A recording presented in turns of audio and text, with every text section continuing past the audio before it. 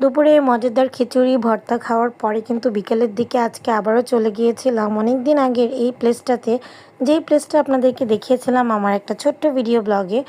So আজকে আবার এখানে এসেছিলাম আরেকটা পারপাসে। তো যাই হোক, সেই কাজটা তো শেষ করলামই। বেসিক্যালি এখানে একজন টেইলারের কাছে এসেছিলাম ড্রেস বানাতে। অ্যান্ড যাই হোক, ড্রেস বানানো কমপ্লিট করে দেন হচ্ছে আমি আর ফ্রেন্ড হচ্ছে এখানে বসে গিয়েছিলাম একটু খাবার দাবার খাবো এটার জন্য।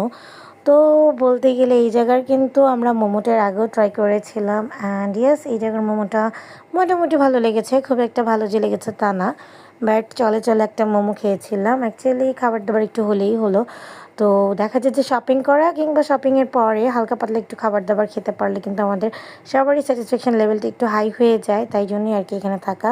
আর আমি এটা থেকে চোখ সরাতেই পারছিলাম না, এটা এত সুন্দর করে পড়ছিল বারবার, এই জিনিসটা রিফিল হচ্ছিল এবং এইটাই বারবার ঝর্ণার মতো করে হচ্ছে চকলেটটা মেল্টিং হচ্ছিল। That was very satisfying. So যাই হোক, এরপরে এটা দেখতে দেখতেই কিন্তু আমাদের মোমোটা সার্ভ করে দিয়ে গেল। আর এই তো এখানে হচ্ছে 150 টাকা করেছিল, আর হচ্ছে 180 টাকা করেছিল বারবিকিউ চিকেন মোমো।